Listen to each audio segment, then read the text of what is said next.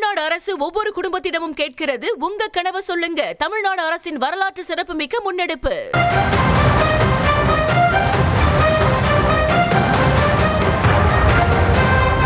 தமிழ்நாட்டில் பொங்கல் பண்டிகையையொட்டி 517.85 கோடி ரூபாய்க்கு மது விற்பனையாக இருப்பதாக தகவல் வெளியாகியுள்ளது. விவரங்களோடு இணைகிறார் செய்தியாளர் பாரிகார்த்திக். வணக்கம். முழுவதும்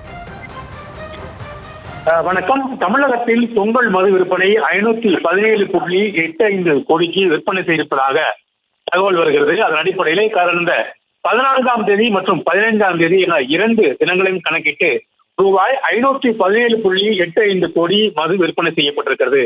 இதில் 14ஆம் தேதி சென்னை, திருச்சி, மதுரை, சேலம், கோவை உள்ளிட்ட மண்டலங்களில் மட்டும் 184.05 கோடியும், அதே போல 15ஆம் தேதி சென்னை, திருச்சி, மதுரை, சேலம், கோவை என இந்த 5 மண்டலங்களிலும் சராசரியாக 251.23 கோடியும், அதே போல தமிழகம் முழுக்க இருக்கக்கூடிய மணமகிழ் மன்றங்களில் கிட்டத்தட்ட 49.43 கோடி 15ஆம் தேதியும், 33.16 கோடி 14ஆம் தேதியும் விற்பனை செய்யப்பட்டிருக்கிறது.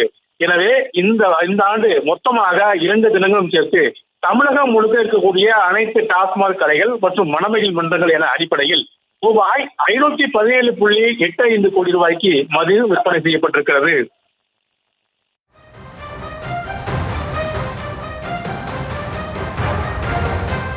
விவரங்களுக்கு நன்றி பாரிகார்த்திக். தமிழ்நாடு அரசு ஒவ்வொரு குடும்பத்திடமும் கேட்கிறது, உங்க கனவை சொல்லுங்க. தமிழ்நாடு அரசின் வரலாற்று சிறப்புமிக்க முன்னெடுப்பு.